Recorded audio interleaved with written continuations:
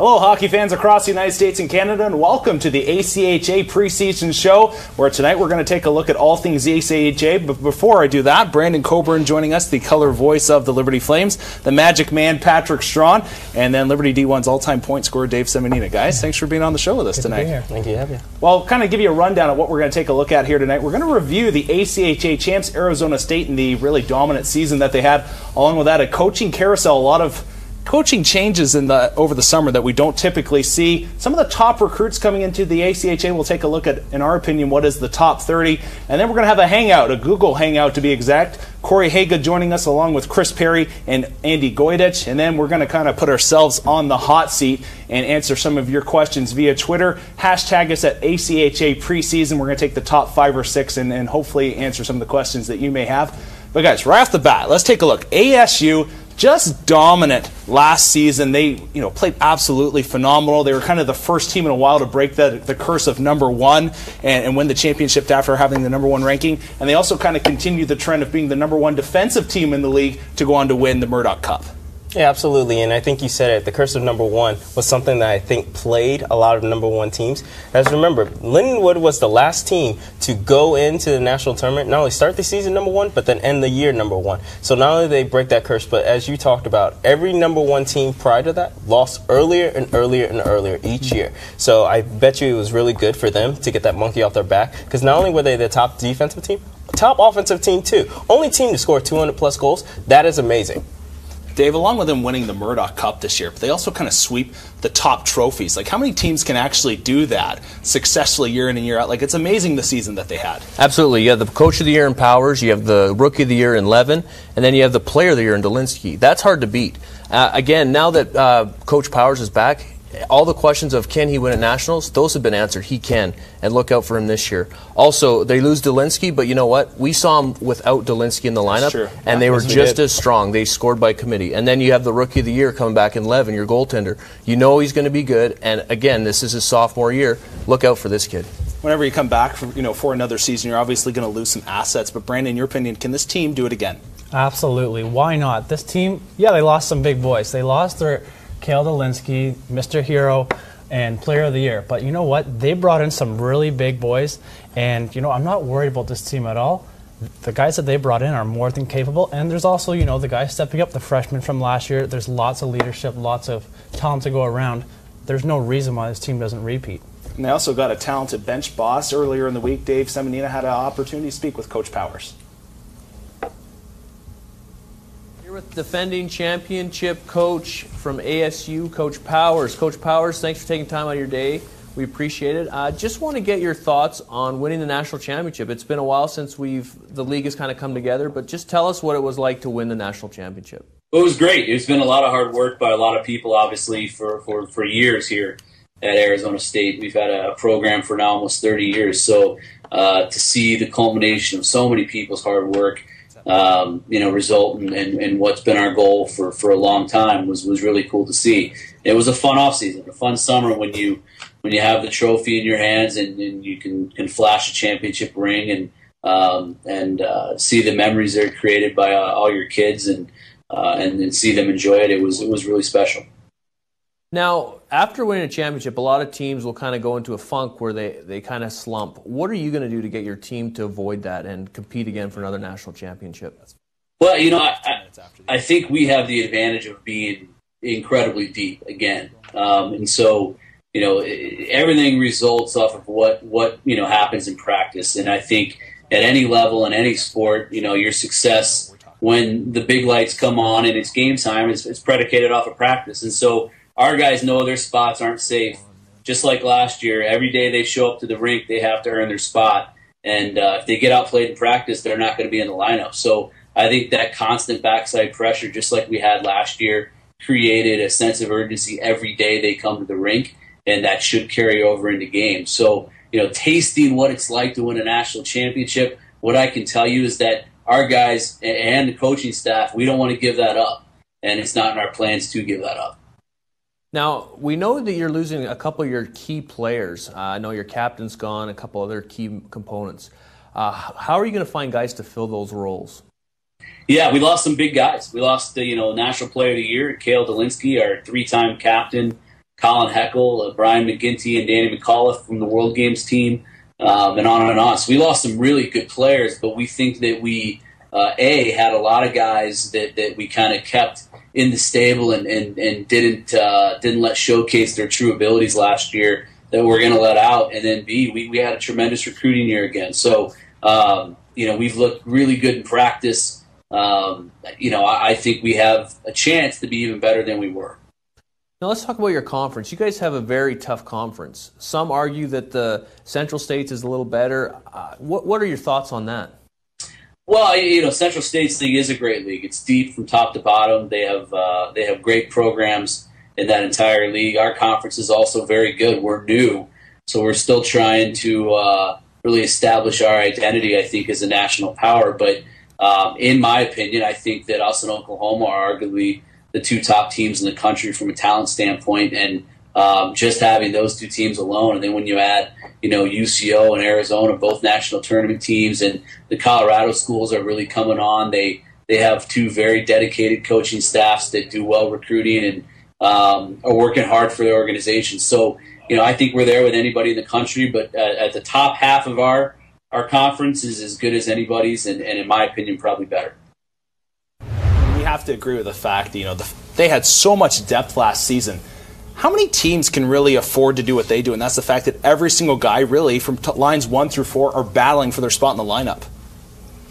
Well, again, we saw it firsthand. They sat the Player of the Year, and their power play was unbelievable without him. They were feeding sauce across the ice, going one-timers.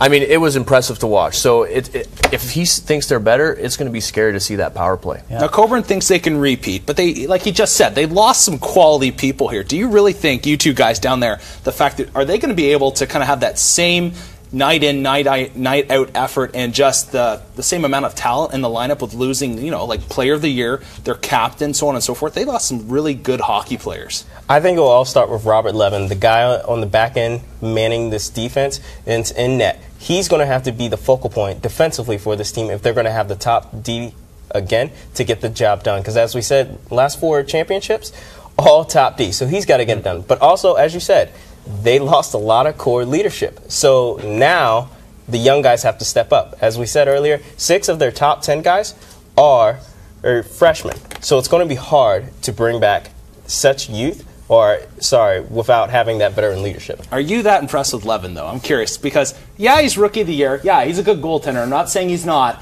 But here's the thing. He had the best team easily in the ACHA in front of him.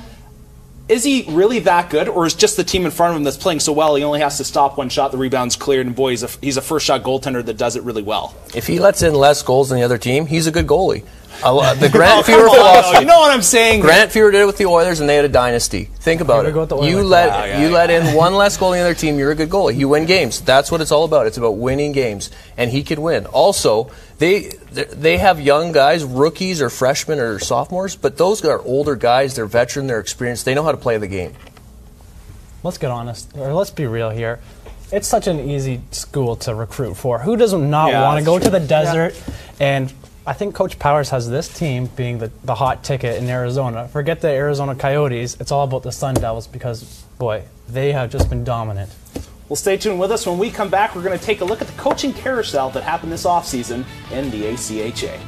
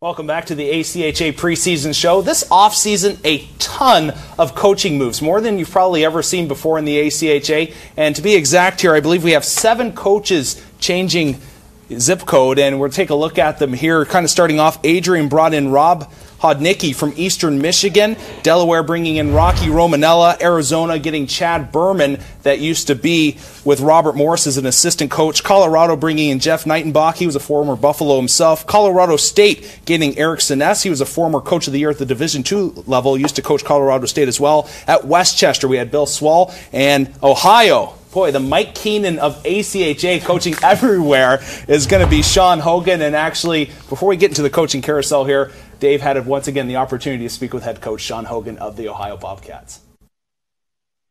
Here with Ohio Bobcats head coach Sean Hogan. I didn't stutter, that is correct.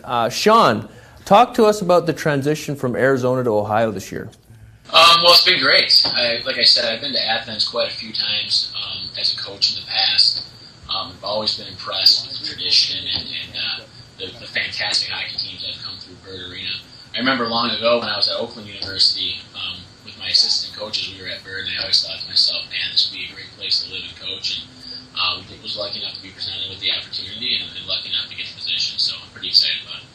All right, now how long do you plan on staying there? I know you may not want to release all your cards, but just give us an idea of kind of your plans with Ohio. Well, I plan on being here in Athens for a long time. For me, it was about getting back closer to home, getting back to the Midwest, and this gives me an opportunity to continue coaching and gets me close to my hometown in Detroit. So I don't plan on going anywhere anytime soon and building on top of the tradition that's been here. So it's an exciting thing.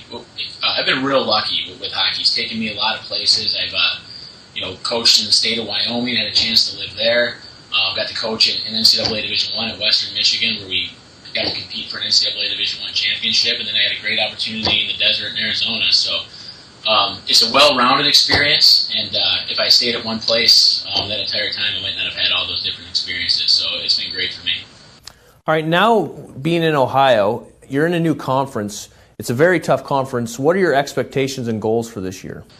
Well, for us, I think the main objective of our program this year is to be the most cohesive team in the nation and focus on improving every day. And if we can do that every single day, those two things, I think we have a real good shot of winning the conference and competing for national championships. But first, we got to take care of what's in-house, and that's being a cohesive team, A, and B, just focusing on getting better every day. And so far, through the first 2 weeks, the guys have really impressed me, so it's been good. So we take a look at this guy, Sean Hogan going to Ohio. Does this instantly make them a national favorite? Because a lot of people, you kind of hear around the league, Sean Hogan, one of the best young up-and-coming coaches in the ACHA. Does he take them to that next level that the Bobcats obviously want to achieve? Come on, somebody I say he did. Because, and I know, Bernie, you'll probably touch on him a little bit, but absolutely, I think it does. As he takes them to national ranking already. They're already a top 10 team in the nation. They finished 7th last year. Him being there, we already know he's one of the best coaches in all of the ACHA, almost an NCAA. Maybe one day. Yeah, well, he actually already did that.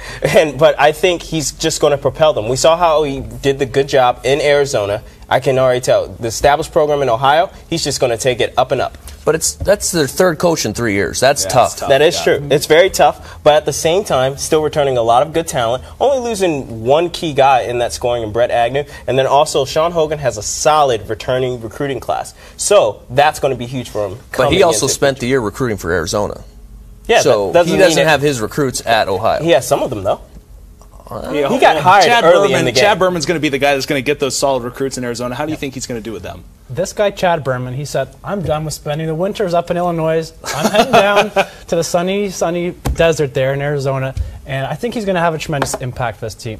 Like I said, 8 seasons he spent up there as an assistant coach, and he knows how to get things done. Robert Morris went all the way to the big dance before losing, obviously, to the Sun Devils last year.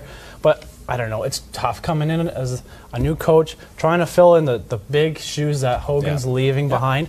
I honestly don't think that this is going to be a great fit for this year. Maybe it's going to take 2-3 years down the road before you start to see his coaching style finally start to pay off with this team. It's going to be interesting to see, though. Dave, what are your thoughts on Rob Hodnicki? Rob Hodnicki. Well, let me tell you a little bit about Rob. I don't know. Please do. I don't know a lot, but I want to go to Colorado. Enough of this talk about this warm weather. I'm going to the mountains. Colorado State, they have each a new coach, and they are, it's not their alma mater, but I know that Nightenbach played there. In fact, he liked it so much here, he asked his brother to assistant coach with him. And you know what? He liked it so much, he asked his brother to play on the team. So they have 3 brothers in the program. They're loyal to it. They want to get that passion back in their rink.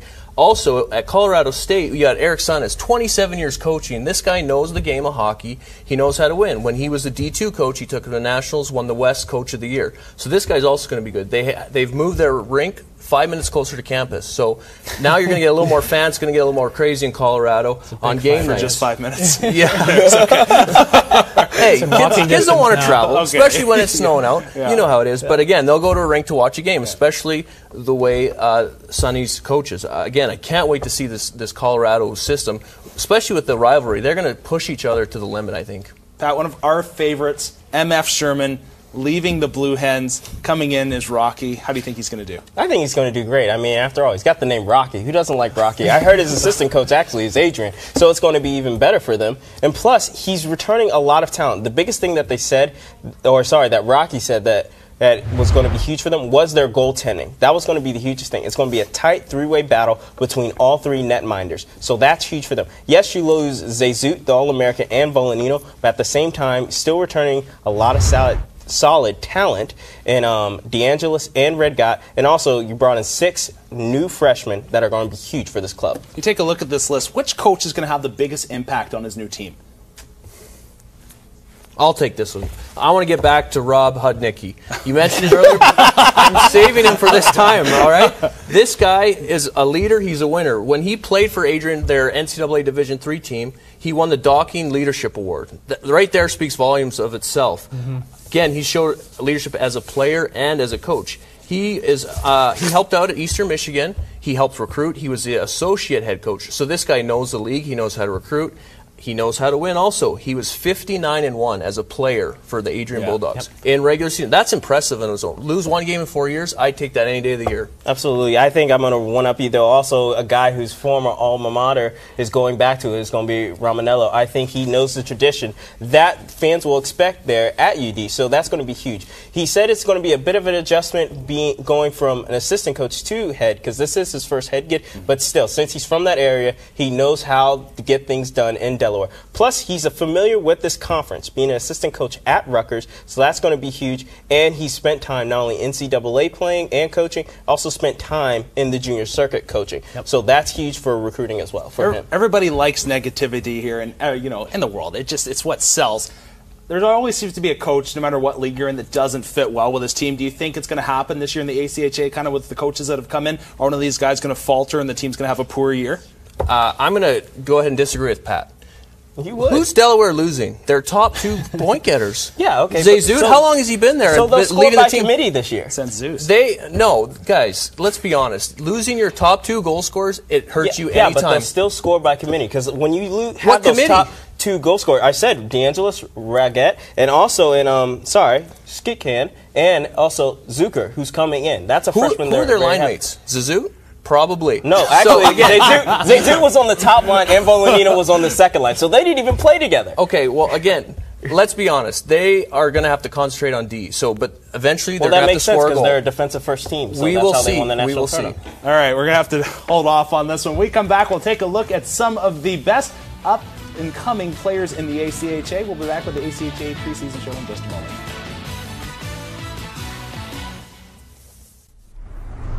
Let me show you this house. Yes. Hey, did you guys see that? Any of you guys see that? See what?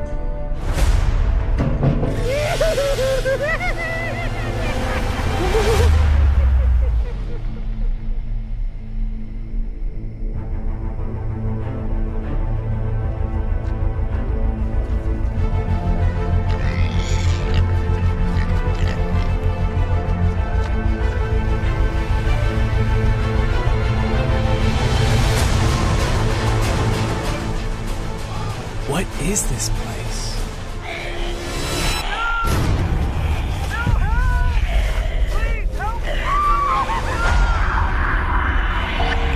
This October, come for a night you'll never forget. Scare Bear. Welcome back. Every single year in the ACHA, you always get a lot of young new players, whether they be transfers from NCAA or just true freshmen that come in, or guys that have played junior hockey that can make an impact. And thanks to EliteProspects.com, we kind of abused their website over the course of the last few days. We kind of made a group of us our top 30 guys coming into the ACHA this season. We're going to take a first look here at 21 through 30. Starting off at 30 is going to be Zach Johnson of ISU, Austin Rudabush of Adrian, Aaron Kreminga of OU, Connor McGovern of Robert Morris, Illinois, Matt Siddell of Oakland, Dylan Carter of Arizona, Eric Cruikshank of Illinois, Jared Morris of ASU, Brad Coburn of Adrian, and Everett Thompson of Davenport. All right, you notice the guy highlighted. He's a transfer player. He's not a freshman, but he's going to Arizona, and he has some NCAA Division III experience. He had a short season, but prior to that, he played in the OJHL. Very good league, consistent player. He's also going to have to fill the role of Merms and Ives Anderson because they're leaving. But I think this guy is going to have a good campaign. Big boy, 190 pounds. Those are pretty big skates to fill because those were two of their top guys. They are, but again, this isn't a rookie. This is a guy with experience. True. I think he'll fit right in with them. Everett Thompson's also another guy that stands out on that list. I think he's going to be huge for Davenport. You're losing your top goal scorer in Phil Wendecker, who is a defenseman. So whenever a defenseman can step up and lead your team in points the last 2 years, that's huge. I think this guy, Everett Thompson, could be that guy who leads this team in scoring for him. Don't forget about Matt Siddell, 6'3" out of Michigan, Troy, Michigan to be exact.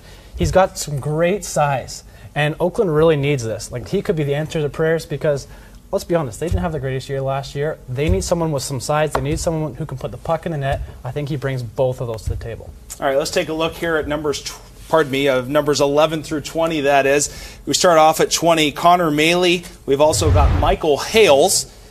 Maley going to ASU, Hales going to Lindenwood, Ian Teal at Oakland, Curtis Johnson at UCO, Lozano at Lindenwood, Frank Scherting at Stony Brook University, Archie McKinnon at Adrian, Jake Fela at Ohio, Nicholas Zern at Minot, and then Ed McGovern going to ASU. Mr. Utility, Curtis Johnson. This guy is going to be huge for UCO. He's 6 feet, 170 pounds. He's going to be able to throw his body around. He's played both positions for the team, and he has a .88 point per game in junior hockey. So he's going to be able to carry that right in to this UCO team, and he's going to be a big help for them. I know Dave's not going to like this, but you got to like what Stony Brook's doing, and they bring in a guy here, Frank Scherting. And this guy is a puck-moving defenseman. If you look at his Twitter page, he's not a big Albert Einstein fan, but this guy can do the job for them. He's going to get on the back end with Chris Joseph. He's a puck mover. Last year, he scored 32 points in the Eastern Hockey League. I think he's going to just be a nice little addition to a team that can really skate. They're a good skating team. They're kind of an up-and-coming team last year, so I think he's going to not put them over the top, but he's going to be a nice core piece for them. How about Archie McKinnon? This guy, 6'5", 205 pounds. Question, is he from Cole Harbour? No, he's actually not. He's actually from British Columbia, Okay. so good Canadian boy. But is this the news of Daniel Chara of the ACHA? This guy is absolutely massive, and he can put up some good points. I know you're going to like this. He played for Beaver Valley Nighthawks up in BC. That's a great name. Well, I guess surprised he didn't have to go to Minot. Anything over 6'2" usually defaults to Minot. Really, it's find their way there. Yeah. Well, I guess defense is the name of the game, as Jake Falia is going to be the name that stands out to me. He's the top defenseman coming in for Ohio, at least, so that's going to be huge for Sean Hogan. He's not going to be a guy that you're going to see light up the scoreboard as far as points go, but he's definitely going to be a solid key piece on that back end, definitely someone that could potentially make their top 4D. All right, before we move on to the top 10 real quick, if you take a look here, 11 through 30, is there perhaps a wild card player that jumps off the sheet at you that you think maybe could get into that top 10 after a year? Absolutely. Put you on the spot. Ooh, I would actually have to agree with the guy Dave said. That was a key person, Curtis Johnson. Anytime you have a guy that's versatile like that, obviously can jump in. You can put him on the back end at D. You can put him in the front and at forward. He can be a guy that lights up the scoreboard for you as far as getting goals, or he could be a guy that is a top 4 solid shutdown defenseman for you. I'm glad you agree with me finally, Pat. Yeah, well, I mean, sometimes you're starting to learn. You have to get one right. Yeah. I mean, Let's take a look here at the top 10 prospects coming into this year's class. We're going to look at number 10, Lyndon Lipinski at Minot, Josh Bretner at Arizona. Then we have Graham Zagrodny going to Lindenwood, Brandon Formosa at UCO, Gavin Burbach at Robert Morris, Illinois, Luke Hannon at Liberty University, Connor Beauchamp at Minot, Ryan Belanger at ASU, Steve Koshi at UCO. Man, a lot of UCOs on here. That's the first time in a while that we've seen that many guys rated that high go there. And then we've got Connor Schmidt going to ASU. So you kind of look here, boy, the rich looking like they're getting richer as well with ASU. Who's your kind of the guys you like here in the top 10? I would say there's quite a few guys that stick out, obviously. I'm going to start with, as we ended the last group with defense, might as well start the next group with defense. I like Josh Bretner. I think he's going to be a huge guy, actually a point getter for Arizona. They already lost Ives Anderson and Merms that we already just talked about. So I think this guy could fill in and be a key catalyst as far as getting points for this team. Is he a future guy or a right now guy? I think he could be both. He could potentially come in right now. He has to be right now. Yeah. He could potentially come in and either be that goal scorer or, as I said a minute ago, he could be a top 4D for them, him locking things up on the back end and then develop into that goal scorer. This guy, Graham Zagrodny, he is 6'1", not a big defenseman, but he can move the puck. He can skate with it. He put up a ton of points last year for Victoria Cougars, 64 to be exact. There's 11 freshmen on this Lindenwood team. I think he's going to be the perfect quarterback for, to have all those young guys. You got to take a look at Brandon Formosa. Pardon me. I just said, Formosa. I just thought I read it Formora. This guy is going to be a beauty. I'm telling you. Kootenai International Junior Hockey League. This guy can put up some points. 79 points for Creston Valley, 17 points in 11 playoff games. He's going to Central Oklahoma. This guy was drafted in the 3rd round of the WHL draft. He can fight. He's scrappy. He's going to put points. He's going to be their leading point scorer this year. You watch, because that was kind of a team that scored by committee. This guy is going to be a beauty for UCO. How many fights do you think he's going to get in?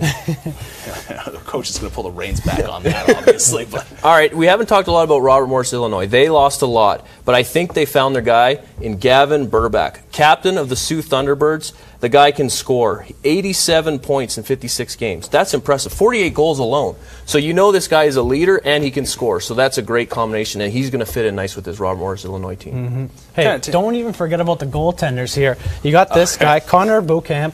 This guy is going to be an absolute stud. And Beaucamp, eh? He's going to Minot. You're going to get a Twitter question about that. He's coming.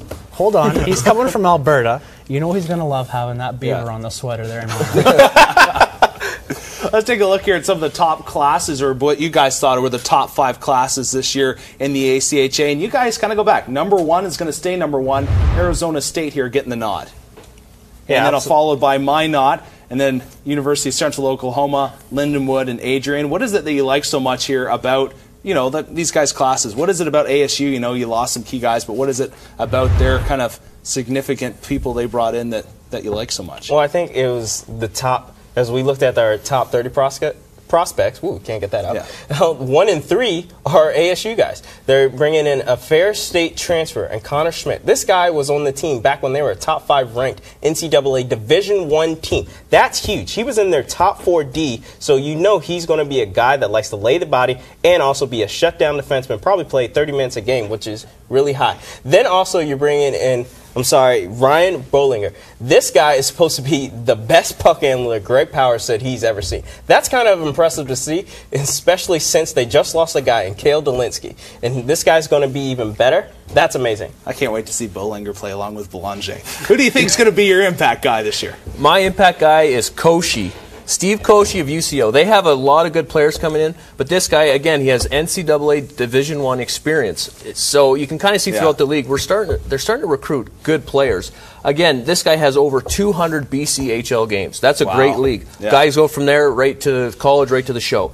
Great league. So he has over 30 goals in that league as a defenseman. So you want a quarterback on the power play, this guy can dish. He has over 100 assists. That's a very impressive in a good league. So, again, I can't wait to see this guy play. Brandon, who do you think is going to be your biggest impact this year in the ACHA? I'm sticking with the homeboy. It's going to be Luke Cannon, and that's because Liberty loses their captain. They need someone to score. They need someone with talent. Luke's coming in. He hasn't played in 3 years. Right. But, man, he brings so much to the table, and you saw it here last weekend.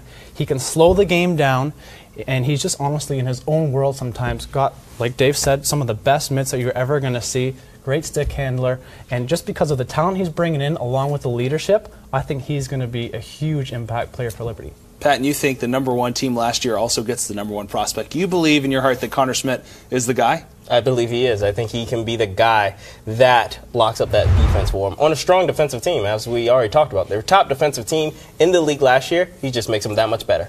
I kind of want to take a look here. I think a good chance here of being a really solid guy is going to be Ryan Belanger. Because how often can you actually lose, the player of the year and then replace him with a guy, in the coach's opinion, is even a better player? This guy played NCAA hockey, like Pat was saying. He's got silky smooth hands. And if you YouTube him against Doherty, this guy can fight as well. So he's a scrappy player that can get in there and play those kind of playoff minutes for you and bury some goals. Man, ASU, I will say it, okay? I don't know if they're going to win it again this year because of perhaps inexperience at the ACHA, but looking like a really solid club again.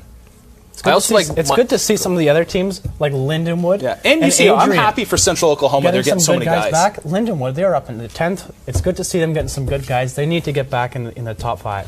Well, stay with us. When we come back, we're going to have some fun in the Google Hangout as Corey Haygood will be joining us from Oakland University. Please stay tuned. We'll be back in just a moment.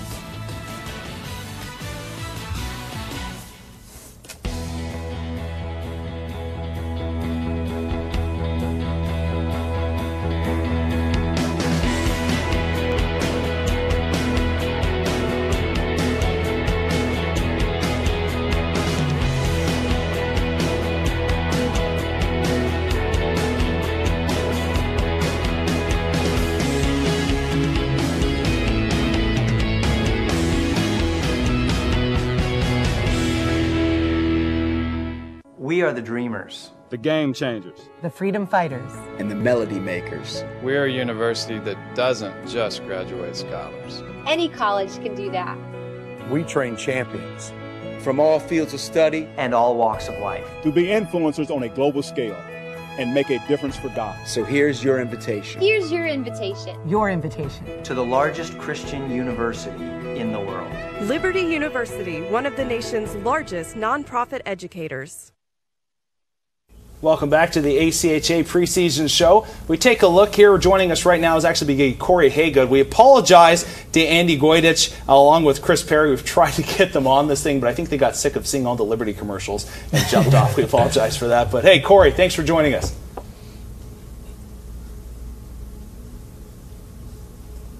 We'll just keep rolling here. I don't know if we're having technical difficulties or not. But guys, if we take, I can hear you now. There we go. All right, there you go. All right, perfect. If we take a look here, kind of the 5 of us, who is better this year, or who's going to be better, WCHL or the Central States Hockey League? Right now, when you have a team like Arizona State out there, I think that really takes your league up to the top and nullifies anything that any other league can throw at you. So that would be my opinion. Because I think a lot of people, I think in their heart of hearts, thinks the CSCHL is the best league. I would say it's the best league. Yeah. Oh, as Corey's about to say, I would say it's the best league. Out of all the teams left in the ACHA, they have the most combined ACHA national championships out of any team, including Ohio, who commands that with 4 themselves. So you have to say they're by far the best team. Plus, they send more teams to the national tournament every year. You're living in the past. I'm living in the present, too. They sent 4 last year. Don't be a Montreal Canadiens fan. All our cups are in the past. Gosh. We're talking the past. I love the Habs myself, but that time's over. All right. Corey, we take a look at this here. Kind of some people, I believe, are thinking that perhaps the Great Lakes Hockey League is starting to simmer down and they're turning into a featherweight, not a heavyweight. And I know, you've got emotions invested in this league. Is that true in your opinion? No, I would say that's not true at all. I think that you still have the Davenport Panthers, who are still really strong. Phil Sweeney does a great job there. You still have Adrian. I know that some of the talk up this way is that they lost a lot of guys, so they might be a little down. But I don't think that's going to be the case at all. And Oakland, they had a down year last year, but Coach Shuffler has reorganized his coaching staff. He's brought in some depth guys. I know you guys were talking about Seidel. Everyone's really excited about him coming in, and they have guys that have taken a step up to the next level in terms of the GLCHL Rookie of the Year, Rotundi. You have McKinnon and guys like that. Looking at Davenport, they have Claudus in net, and also a guy that you're familiar with in Brown, who used to be the goalie out at Liberty. And then even, look at Eastern Michigan. Coach G has actually brought in a pretty solid class, and he's working things up. Same thing with U of M Dearborn. So, I would say that the Great Lakes League is still a league that you could see someone do some damage in this year. You take a look at Oakland, your hometown boys. Last year, an abnormality because it was an up and down season. But is this a year, because you guys always seem to be that team that you could be at 15 in the rankings, but all of a sudden the next thing you know, you're in the ACHA championship game. Right. Where do you see them kind of ending up this season in that final ranking? I don't know. I mean, it's one of those things where a lot of things have to happen. Guys have to step up. It starts in net with Corey Hirschchuk. He has to be dominant in net. And I think the biggest problem for Oakland last year was their power play. They didn't capitalize on a lot of their opportunities. And also for Oakland, they had some trouble getting off to good starts. And when they did get off to a good start, I mean, they had Minot down in 2 games last year, and they weren't able to hold the lead. So, it's up to guys to step up. That's kind of the big thing here. There's a lot of opportunity, and that's where they're at. Kind of, please, obviously we thought we were going to have more people on this.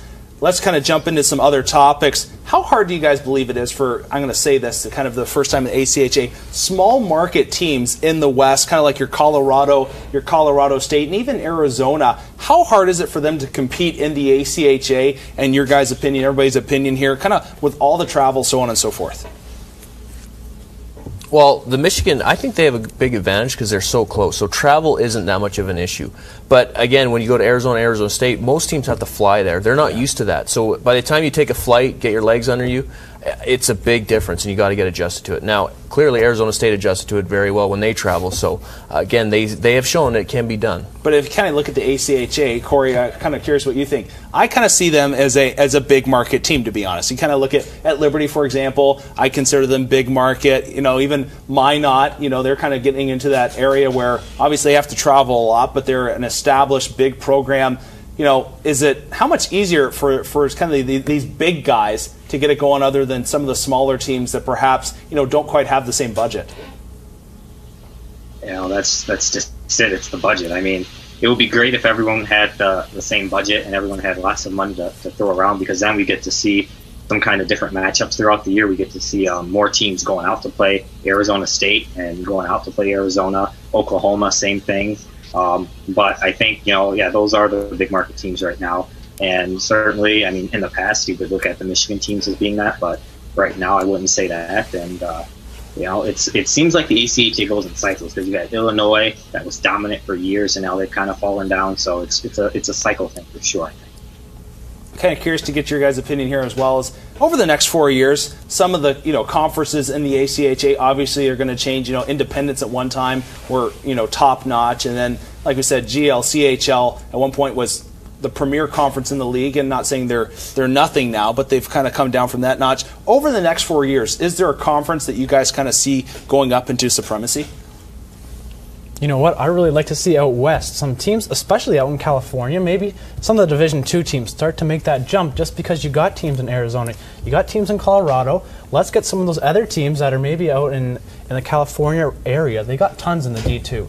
Start maybe cycle of 1 or 2 up there, throw them out to the Wolves maybe, and let's start getting some more teams out there in the West. I think it's a bigger jump than you think, though. You look at Colorado State, who are dominant D2 teams, and they struggled a little this year, and their coaches know that, and they started recruiting as soon as they got named coaches. So I think there is a bigger jump than people think, and I think it comes down to depth. Yeah. It does definitely come down to depth, because, as you said, Colorado and Colorado State, they did struggle last year. They're being first-year teams in the Division I, and then we also saw Rochester College, another first-year team, struggle. But remember, the team before that jumped up was Davenport, and they actually went on to win the national championship. And as Dave was just saying, it is depth, but it's still possible to make that jump and still be very highly competitive. All right, sounds like right now we just got joined by Chris Perry of the WCHL. Chris, thanks for joining us. It's Andy. Oh, sorry, Andy. Okay, sorry, I thought it was Chris. Andy, thanks for joining us.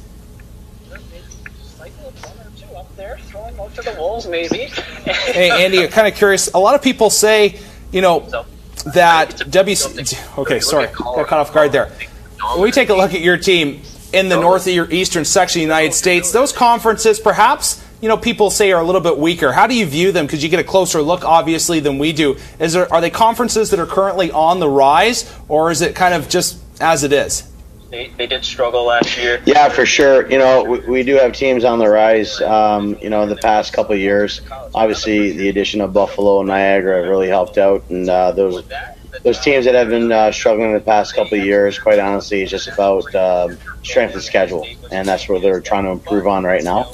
And quite honestly, I think that a couple of the teams have elevated a bit. I know a couple of teams are getting games out with the Central States teams, if not the Western teams that are coming in. I know there are one or two teams that are trying to upgrade their schedules that way. So over the past couple of years, definitely we've gotten strength of schedule up to a degree. We take a look here, guys. Who, in your opinion, coming back next year is going to be the best returning player in the ACHA? Chris, why don't you go first? Or Andy, sorry, why don't you go first? I'm sorry, I'm having a difficult time hearing you guys. Yeah, no worries, no worries. Who, in your opinion, Andy, is going to be the best returning player next year coming into the ACHA? Yeah, for sure. You know, we do have teams on. You know, it's difficult to say right now. There's a couple players out there that have definitely stepped up their game from last year in the NECHL. But to name a couple right now, I mean, it's quite difficult with the teams that we have. I'm sorry, say it again. I couldn't quite hear you. Say it again, please. Oh, just who, in your opinion, is going to be one of the top players returning from last year into the ACHA this season and the whole league? Their schedule that way. So over the past couple of years. Sorry, guys, I can't quite hear you. Yeah, right no now. worries at all. Corey, why don't you jump on that question? Do you have an opinion on who you think is going to be the best player coming into the ACHA, or pardon me, returning player in the ACHA this season? Wow, I mean, there's just I'll just take what Andy was saying a little bit. There's so many players out there that are coming back that are, you know, those type of dominant players, and I think that's what the beauty of it is. And I don't want to throw out a name out there because I know that it'll all come back to me one way or another when I jinx them. But you know, that's going to be fun for sure. What about you guys here? You think anybody that sticks out in your mind might be one of the best returning? Because ACHA graduated a ton of talent last season. Coming back, who could be one of the premier players?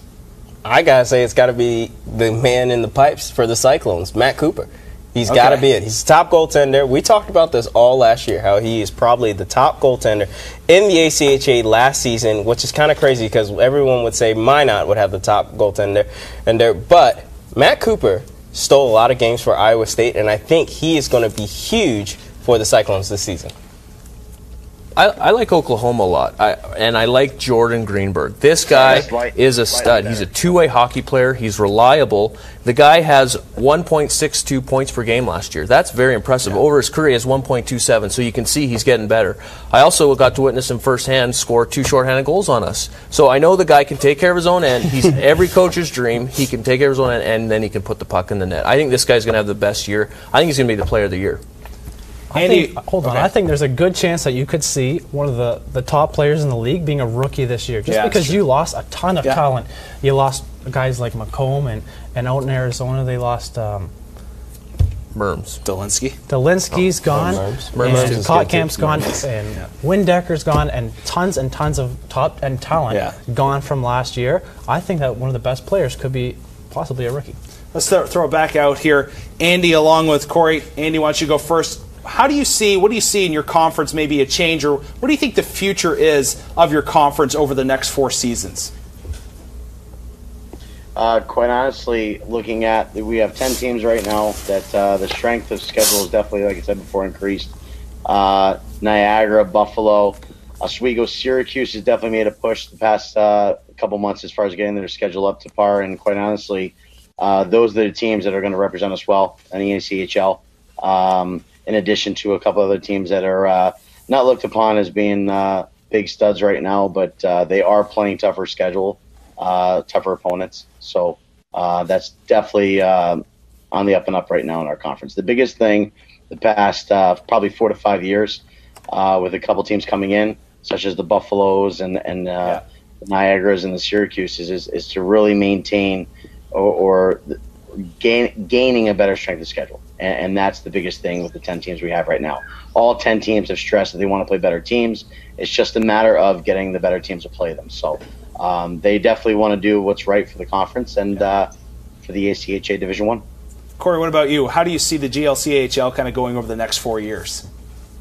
Well, I think for the GLCHL, the biggest thing is going to be finding a balance with schedule, because I know that since the teams moved into the conference, they've lost a lot of key non-conference games that you've seen throughout the years. But the other two big points out there are what's going to happen with Rochester College. Are they going to eventually move into the GLCHL? Because they're doing a lot of things right down the road there. And also across the state, Grand Valley. Are they going to make the move up to Division I? So those are kind of the two big things in the GLCHL. And if they are, where do you fit them in? There's not a lot of room schedule-wise. So they really would have to rework the schedule, kind of like you see in some of the college football where they only play, one team here, one team there, and that type of thing, and change series up. So I think that is the biggest direction that the GLCHL is going to go in. Well, Corey, as always, good talking hockey with you. Thank you for joining us. Andy, I hear you took some time off work to join us. Thank you so much for tuning in and being with us here and answering some of our questions. No, you got it, boys. Good job. Well, when we come back, we're going to kind of jump on the hot seats ourselves, like we said, and answer some of your Twitter questions. We'll be back with more ACHA preseason action.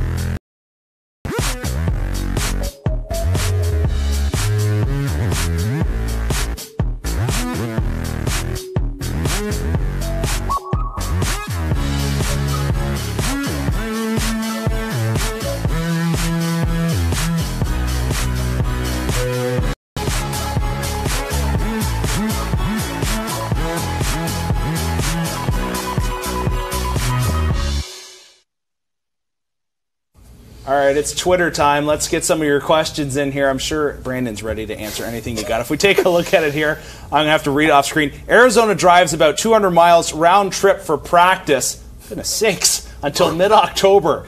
Illinois' rink closed early in the effect. So, guys, what do you think about, what is the effect of Arizona rather, having to drive 200 miles round trip for practice, and the fact that Illinois' rink is closed early? Yeah, I heard that Illinois was closing down the rink there early, and obviously that's a huge thing for them because home ice has been so huge over there in Illinois, and not being able to play in your home barn, it's kind of, you kind of lose that home ice advantage in a way, but it's kind of one of those things. Is it going to be a problem or not? I don't think so.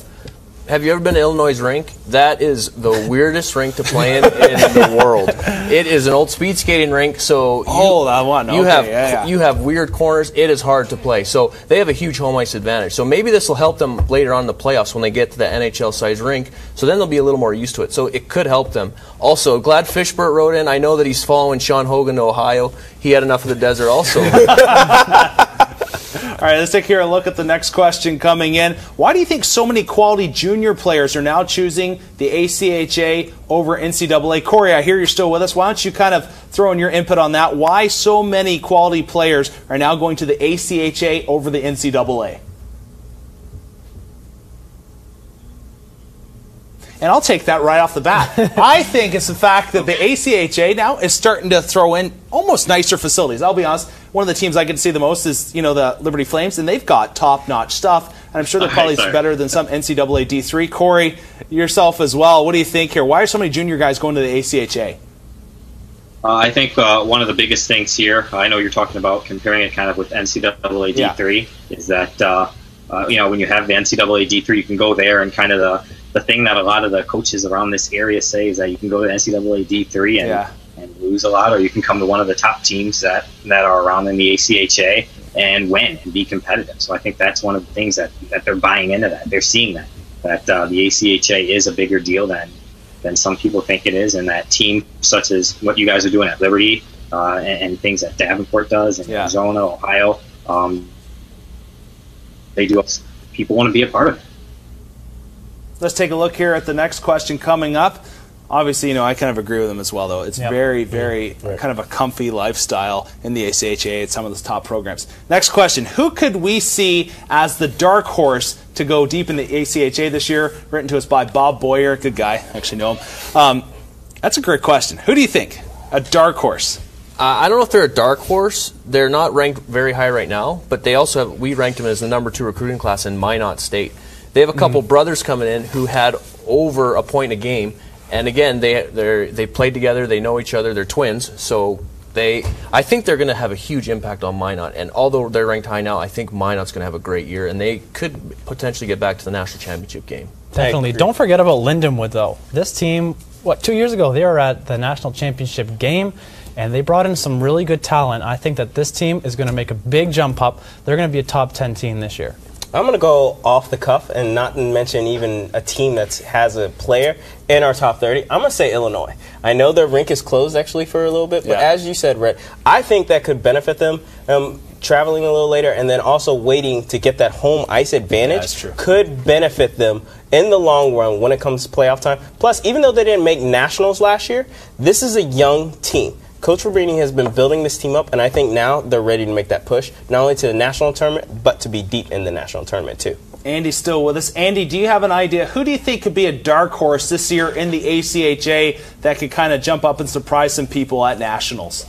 That's a great question. Of course, you put me on the spot. Yeah. Why not? That's your job. Quite honestly, looking at a couple of teams within the NECHL, quite honestly, Buffalo, Syracuse, quite honestly, Niagara, man. They've gotten some talent over the past season that, quite honestly, they've really pushed on, and I wouldn't be surprised to see them shocking a couple guys, especially the schedules they have this year. I wouldn't be shocked to see a couple of them take a couple takers there. So my push is for some of the teams in the NECHL there, but looking at the top three right there, Niagara, Buff, and quite honestly, Syracuse, they'll pull a couple. And I think there are a couple eye openers for a couple weekends, but we'll see what they can do. Well, guys, I thank you for joining us again. Earlier this week, Dave had the opportunity to speak with the Commissioner Moran, and obviously lots of good information and communication from him and just his thoughts, and we'll take a look at that right now. Hello, we're here with the Commissioner of the ACHA Division I Men's Hockey League, Brian Moran. Brian, thanks for joining us today. I just wanted to get your input on the league of where it's kind of come in the last 5 years. Well, in the last 5 years, as far as the number of teams, we've been in the 50-plus range in men's Division I. As far as the talent level, I think our goal probably about 3 years ago was to surpass the equivalent of NCAA Division III. So we got a couple years to go here. But if you look at the influx of players over the past couple years, from USHL to NCAA transfers, obviously the talent level's gotten better and better every year. A lot of North American Hockey League guys, top-level junior guys, a lot of kids coming from Canada as well. So if you look at a product on the ice, obviously it's getting better and better every year, and we hope to keep that going in the future. Awesome. Now, with the product this year, we've kind of noticed a lot more parity throughout the league. Do you kind of expect the same this year? Well, like anything over the last 5 years, the number of top teams just keeps getting better and better. The differential between, the top 5 and the top 10, and then the top 10 and the top 20, every year it gets tougher and tougher to make it. Obviously, that's one of the reasons why we've expanded the tournament over the last 10 or 15 years. You've got quality teams. Obviously, you want to have a national tournament with the best teams, so we're looking to keep that, going forward this year at our nationals, which will be in Strongsville, Ohio, in Cleveland, outside of Cleveland. All right, cool. Now let's take a look into the future. How do you see this league, or where do you see this league going in the next 5 years? You've mentioned that talent-wise we've got a lot better, the parity's got a lot better. Where do you see this league in the next 5 years? Well, number one, in my viewpoint, where I'd like to see it going is to be a destination. Somewhere, we're not Division I NCAA, but I think we can be better than NCAA Division III, and that's where I'd like to see us. That was my goal a couple years ago, and I think we can still do that. Obviously, I'd like to take thank the thank the commissioner for the time he took to speak with us earlier in the week. And actually this morning he released to us the preseason rankings that were given to us by the coaches that voted upon it, because obviously the computer system doesn't work until about 3 weeks into the system. So if we take a look here from 25 and kind of work our way up to 1, we start off with Michigan Dearborn, then West Virginia, John Carroll, Rutgers, Mercyhurst, Niagara, Buffalo, Arizona, Rhode Island, Illinois, Lindenwood, Oakland, Davenport. Then we have Navy, Delaware, Adrian, Ohio, Central Oklahoma, Liberty, Minot State, Iowa State, Oklahoma, Stony Brook at 3, Robert Morris, Illinois, and then Arizona State at number 1. Guys, any surprises here? Corey and Andy, any surprises here from your guys' perspective, kind of in the numbers? And if you want me to read them out again, I can do that for you as well, because I know you don't have the sheet in front of you. But anything that jump out to you? No, no. I think that for the most part, looking at the Eastern States League with Stony Brook, I think that's appropriate. They really made a hell of a run last year. They have a lot of returners coming back. Yeah. Represent obviously Stony Brook in the Eastern States League, but I really think they got a good shot this year. Arizona State, Greg Powers, hell of a program, did a great job last year, fitting at 1. But I know Garth there at Stony Brook is really chomping at his bits here, so we'll see what they can do. But it's going to be a good matchup down the road. Corey, anything in your opinion that kind of jumps out to you here as you take a look at the list of the top 25? The first thing that came out to me was seeing U of M Dearborn on there. Yeah. I know that was one of the things that I was thinking about, because I know that they're building their program up, and I was kind of thinking earlier today that they might be that one team that causes some trouble for somebody in the GLCHL that's trying to win that conference. But other than that, nothing too unexpected. I like how you have the 2 big rivals back-to-back in Oakland and Davenport, as they're going to be playing for the Ducks, so that gets the rivalry going right off the bat, too. Guys here, anything that surprised you, Dave? I know you two are always skeptical of the coaches ranking, and nothing against the coaches, but you're always kind of like, that's the coaches ranking. I want to see what the computer has to say. But anything jump out to you off the sheet that surprises you? I wish one year we could see what coach ranked each team where, and then when the computer rankings come out, see how different it is. Just to see what coaches are giving an honest ranking and which coaches are kind of looking into the talent that teams are bringing in. Because I don't know how many coaches actually go and look at the recruits coming in for every team. So it's interesting to see. I don't get too excited over the coaches ranking. I kind of wait for the computer ranking. This is only the second year, but it just kind of, it's more of an even ranking in my opinion. Pat, what are your thoughts? Anybody? Take a look at the list here again. Well, Anybody there's that a jumps team, out to you? not a team on this list. There's a team that's not on this list. Where are Syracuse? They made the tournament last year. Yeah, Where are okay, Orange? good point. They deserve to be on here. Last year they finished ranked in the top 20. Yeah. So they are not even in the top 25. They're receiving votes, which we all know means they're probably not going to make it in unless they win their conference this year.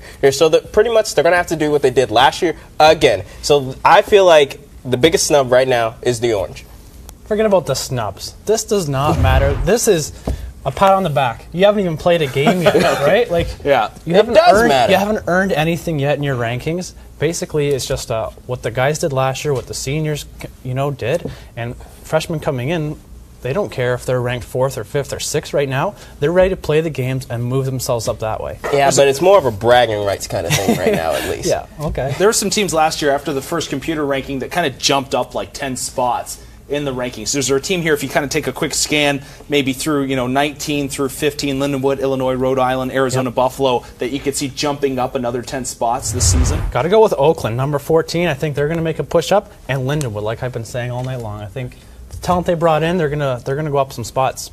I think you got to go with Illinois, and I think Pat was going to just go. I was going to say Illinois, but actually I was going to say Illinois and Lindenwood. I know. Everyone thinks I'm a Lindenwood hater. I'm not. But he's converted. As Dave, as we've been talking about with all these rankings, 3 players in the top 30 of the recruiting class that they brought in. So that's going to be huge for them. But Illinois, as I said, very young team playing a very tough hockey conference. I think that's going to be huge for them as far as their strength of schedule. And Lindenwood actually had a top 3 tough schedule last season. That's going to be huge for them too.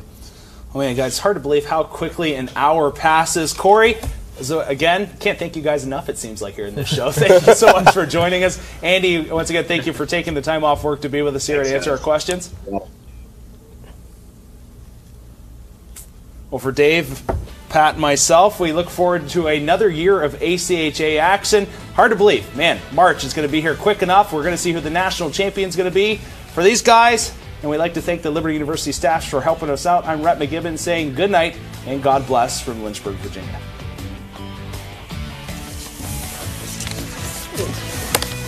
You're a little long.